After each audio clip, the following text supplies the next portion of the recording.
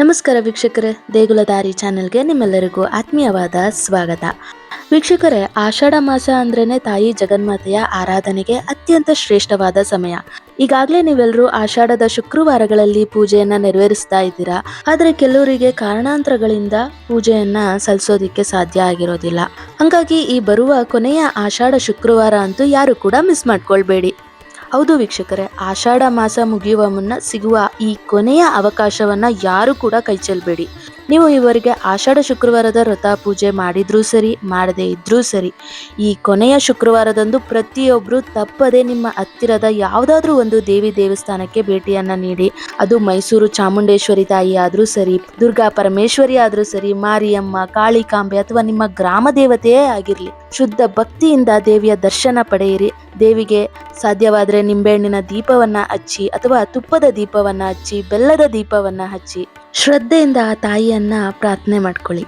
ಈ ಕೊನೆಯ ಶುಕ್ರವಾರ ದೇವಸ್ಥಾನಕ್ಕೆ ರಾಹುಕಾಲದಲ್ಲಿ ಹೋಗಿ ಅಲ್ಲಿ ದೇವಸ್ಥಾನದ ಮುಂಭಾಗದಲ್ಲಿ ಕುಳಿತುಕೊಂಡು ಮನಸ್ಸನ್ನ ಏಕಾಗ್ರತೆಯಲ್ಲಿಟ್ಕೊಂಡು ಅತ್ಯಂತ ಶಕ್ತಿಶಾಲಿಯಾದ ಕೆಲವೊಂದು ಮಂತ್ರಗಳನ್ನ ನಾನು ನಿಮಗೆ ತಿಳಿಸ್ಕೊಡ್ತೀನಿ. ಆ ಒಂದು ಮಂತ್ರವನ್ನ 9 ಸಾರಿ ಅಥವಾ 21 ಅಥವಾ 108 ಬಾರಿ ಪಠನೆಯನ್ನ ಮಾಡಬೇಕು.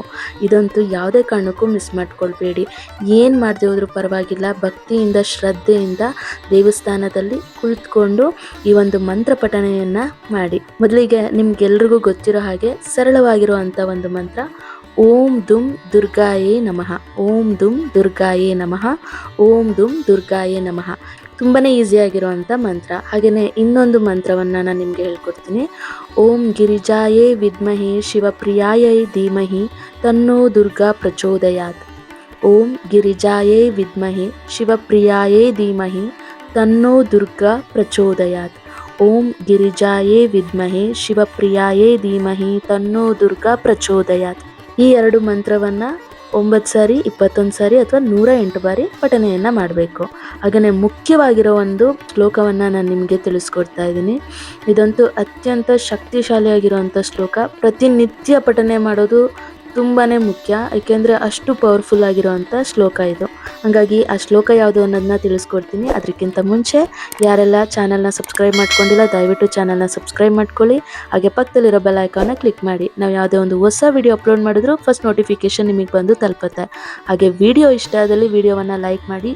ಹಾಗೆ ನಿಮ್ಮ ಕುಟುಂಬದವರೊಂದಿಗೆ, ಸ್ನೇಹಿತರೊಂದಿಗೆ ವಿಡಿಯೋವನ್ನು ಶೇರ್ ಮಾಡ್ಕೊಳ್ಳಿ. ವೀಕ್ಷಕರೇ, ಈಗ ಶ್ಲೋಕದ ಬಗ್ಗೆ ತಿಳ್ಕೊಳ್ಳುವಂಥ ಸಮಯ. ಈಗ ನಾನು ಹೇಳ್ತಾ ಇರೋಂಥ ಶ್ಲೋಕ ಶ್ರೀ ದುರ್ಗಾ ಸಪ್ತಶ್ಲೋಕಿ. ಈ ದುರ್ಗಾ ಸಪ್ತಶ್ಲೋಕಿ ಸ್ತೋತ್ರ ಮಾರ್ಕಂಡೇಯ ಪುರಾಣದ ದುರ್ಗಾ ಸಪ್ತಶತಿ ಭಾಗದಿಂದ ಬಂದಿದೆ. ದುರ್ಗಾ ಸಪ್ತಶ್ಲೋಕಿ ಹಾಗೆ ದುರ್ಗಾ ಸಪ್ತಶತಿಗೆ ಏನು ವ್ಯತ್ಯಾಸ ಅಂದರೆ, ದುರ್ಗಾ ಸಪ್ತಶತಿ ಅಂದರೆ 700 ಶ್ಲೋಕಗಳು, ಹಾಗೆ ದುರ್ಗಾ ಸಪ್ತಶ್ಲೋಕಿ ಅಂದರೆ 7 ಶ್ಲೋಕಗಳು. ಈ 2 ಶ್ಲೋಕಗಳಲ್ಲಿ ಜಗನ್ಮಾತೆಯ ಮಹಾಕಾಳಿ, ಮಹಾಲಕ್ಷ್ಮಿ ಮತ್ತು ಮಹಾಸರಸ್ವತಿ ಸ್ವರೂಪಗಳ ವಿಜಯ ಗಾಥೆಯನ್ನ ವರ್ಣಿಸಿದ್ದಾರೆ. ವೀಕ್ಷಕರೇ, ಸಂಪೂರ್ಣ ಸಪ್ತಶತಿಯನ್ನ ಪ್ರತಿದಿನ ಪಠಿಸಲು ಸಾಧ್ಯವಾಗದಿದ್ದಾಗ ಸ್ವತಃ ಪರಶಿವನ ಕೋರಿಕೆಯಂತೆ ದೇವಿಯು ನೀಡಿದ ಸಾರಾಂಶ ಮಂತ್ರವೇ ಈ ಸಪ್ತಶ್ಲೋಕಿ. ಈ ಒಂದು ಶ್ಲೋಕವನ್ನ ಕಡಿಮೆ ಸಮಯದಲ್ಲಿ ಪಠಿಸಬಹುದು. ಹಾಗೇನೆ ಈ ಸಪ್ತಶತಿಯ ಪೂರ್ಣ ಫಲವನ್ನ ನೀಡುವ ಶಕ್ತಿ ಈ ಸ್ತೋತ್ರದಲ್ಲಿದೆ. ಪ್ರಿಯ ವೀಕ್ಷಕರೇ, ಈ ಶ್ಲೋಕವನ್ನು ಪಠಿಸೋದ್ರಿಂದ ಮಹಾಕಾಲ, ರೋಗ ರುಜಿನಗಳು, ಗ್ರಹದೋಷಗಳು, ಶತ್ರು ಬಾಧೆಗಳು, ನಕಾರಾತ್ಮಕ ಶಕ್ತಿಗಳಿಂದ ಸಂಪೂರ್ಣ ರಕ್ಷಣೆ ನಿಮಗೆ ಸಿಗುತ್ತೆ. ಹಾಗೆಯೇ ಜೀವನದ 4 ಪುರುಷಾರ್ಥಗಳನ್ನು ಸಿದ್ಧಿಸುವ ಶಕ್ತಿ ಈ ಮಹಾಗ್ರಂಥಕ್ಕಿದೆ. ಮನಸ್ಸಿನಲ್ಲಿರುವ ಭಯ, ಮೋಹ, ಅಹಂಕಾರ ಮತ್ತು ಅಜ್ಞಾನವನ್ನು ನಾಶ ಮಾಡಿ ದೈವಿಕ ಚೈತನ್ಯವನ್ನು ಸಹ ಜಾಗೃತಗೊಳಿಸುತ್ತೆ. ಹಾಗಾಗಿ ಪ್ರತಿಯೊಬ್ಬರು ಈ ಒಂದು ಶ್ಲೋಕವನ್ನು ಕೊನೆಯ ಆಷಾಢ ಶುಕ್ರವಾರದಂದು ದೇವಿ ದೇವಸ್ಥಾನದಲ್ಲಿ ಪಠನೆಯನ್ನ ಮಾಡಿ. ಹಾಗೆಯೇ ಪ್ರತಿನಿತ್ಯ ಮನೆಯಲ್ಲೂ ಸಹ ಈ ಒಂದು ಶ್ಲೋಕವನ್ನು ಪಠನೆಯನ್ನ ಮಾಡಿ ಆ ದೇವಿಯ ಅನುಗ್ರಹವನ್ನು ಪಡೆದುಕೊಳ್ಳಿ. ಈಗ ಶ್ಲೋಕವನ್ನು ಹೇಳ್ತೀನಿ, ಕೇಳಿಸ್ಕೊಳ್ಳಿ. ಶ್ರೀ ದುರ್ಗಾ ಸಪ್ತಶ್ಲೋಕಿ ಸ್ತೋತ್ರ. ಶಿವ ಉವಾಚ. ದೇವಿ ತ್ವಂ ಭಕ್ತ ಸುಲಭೆ ಸರ್ವಕಾರ್ಯ ವಿದಾಯಿನಿ ಕಲೌ ಹಿ ಕಾರ್ಯ ಸಿದ್ಧ್ಯರ್ಥ ಮುಪಾಯಂ ಬ್ರೂಹಿ ಯತ್ನತಃ. ದೇವ್ಯೋವಾಚ. ಶೃಣು ದೇವ ಪ್ರವಕ್ಷ್ಯಾಮಿ ಕಲೌ ಸರ್ವೇಷ್ಟ ಸಾಧನಂ ಮಾಯಾ ತವೈವ ಸ್ನೇಹನ್ಯಾಪ್ಯುಪಸ್ಥಿತಿಃ ಪ್ರಕಾಶ್ಯತೆ. ಅಸ್ಯ ಶ್ರೀ ದುರ್ಗಾ ಸಪ್ತಶ್ಲೋಕಿ ಸ್ತೋತ್ರ ಮಹಾಮಂತ್ರಸ್ಯ ನಾರಾಯಣ ಋಷಿಃ अनुष्टाप्छन्दः श्रीमहाकाली महालक्ष्मी महासरस्वत्यो देवतः ಶ್ರೀಜಗದಾಂಬಾ ಪ್ರತ್ಯತ್ತೆ ಪಾಠೆ ವಿನಿಯೋಗಃ. ವೀಕ್ಷಕರೇ, ಈ ಒಂದು ಶ್ಲೋಕ ಎಷ್ಟು ಅದ್ಭುತವಾಗಿದೆ ಅಂದರೆ, ಇಲ್ಲಿ ಶಿವ ಉವಾಚ ಅಂತ ಮೊದಲನೇದಾಗಿ ಬರುತ್ತೆ. ಈ ಶಿವ ಉವಾಚ ಅಂದರೆ ಶಿವನು ಹೇಳ್ತಾನೆ, ಎಲೆ ದೇವಿಯೇ, ನೀನು ಭಕ್ತರಿಗೆ ಅತ್ಯಂತ ಸುಲಭವಾಗಿ ಒಲಿಯುವವಳು ಮತ್ತು ಸಮಸ್ತ ಕಾರ್ಯಗಳನ್ನು ನೆರವೇರಿಸುವವಳು. ಈ ಕಲಿಯುಗದಲ್ಲಿ ಮಾನವರ ಸಕಲ ಅಭಿಷ್ಟಗಳನ್ನು ಮತ್ತು ಕಾರ್ಯಗಳು ಸಿದ್ಧಿಸುವುದಕ್ಕಾಗಿ ಇರುವ ಒಂದು ಸರಳ ಉಪಾಯವನ್ನು ದಯವಿಟ್ಟು ತಿಳಿಸು ಅಂತ. ಆಗ ದೇವಿಯೋವಾಚ ಅಂದರೆ ದೇವಿ ಹೇಳ್ತಾಳೆ, ಎಲೆ ಮಹಾದೇವನೇ, ಕಲಿಯುಗದಲ್ಲಿ ಸರ್ವ ಮನೋರಥಗಳನ್ನು ಈಡೇರಿಸಬಲ್ಲ ಹಾಗೂ ಕಲ್ಯಾಣವನ್ನುಂಟು ಮಾಡುವ ಉಪಾಯವನ್ನು ನಾನು ಹೇಳುತ್ತೇನೆ. ನಿನ್ನ ಮೇಲಿನ ಪ್ರೀತಿ ಮತ್ತು ಸ್ನೇಹದಿಂದ ಈ ರಹಸ್ಯವಾದ ಅಂಬಾಸ್ತುತಿಯನ್ನು ಪ್ರಕಟಿಸುತ್ತಿದ್ದೇನೆ. ಇದಿಷ್ಟು ಶಿವ ಮತ್ತು ಪಾರ್ವತಿಯ ಒಂದು ಸಂವಾದವನ್ನು ತಿಳಿಸ್ತಾರೆ. ಅದಾದಮೇಲೆ ಮೊದಲನೇ ಶ್ಲೋಕ ಪ್ರಾರಂಭ ಆಗುತ್ತೆ.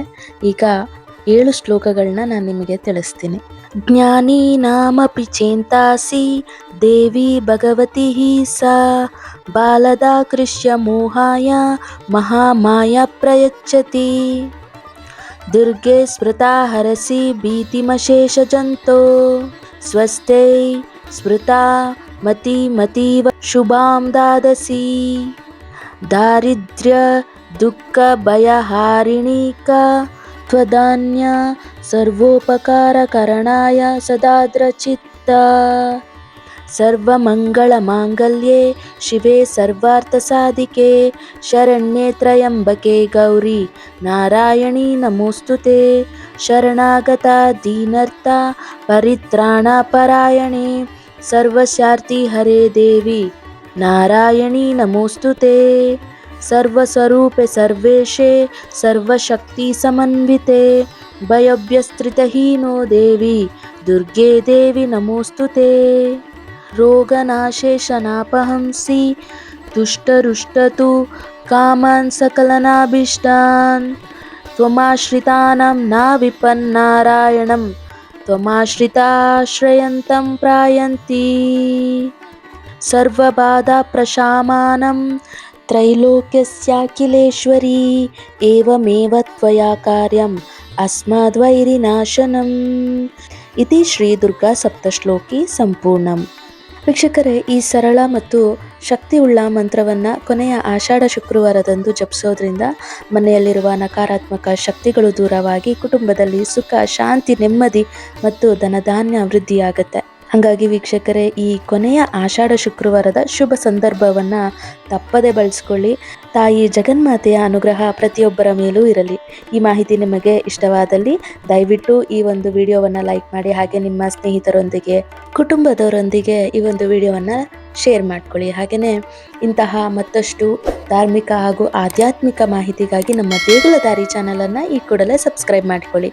ಮತ್ತೆ ಇನ್ನೊಂದು ವಿಷಯದೊಂದಿಗೆ ನಿಮ್ಮನ್ನು ಭೇಟಿಯಾಗ್ತೀನಿ. ಅಲ್ಲಿಯವರೆಗೂ ಧನ್ಯವಾದಗಳು. ಎಲ್ರಿಗೂ ಶುಭವಾಗಲಿ.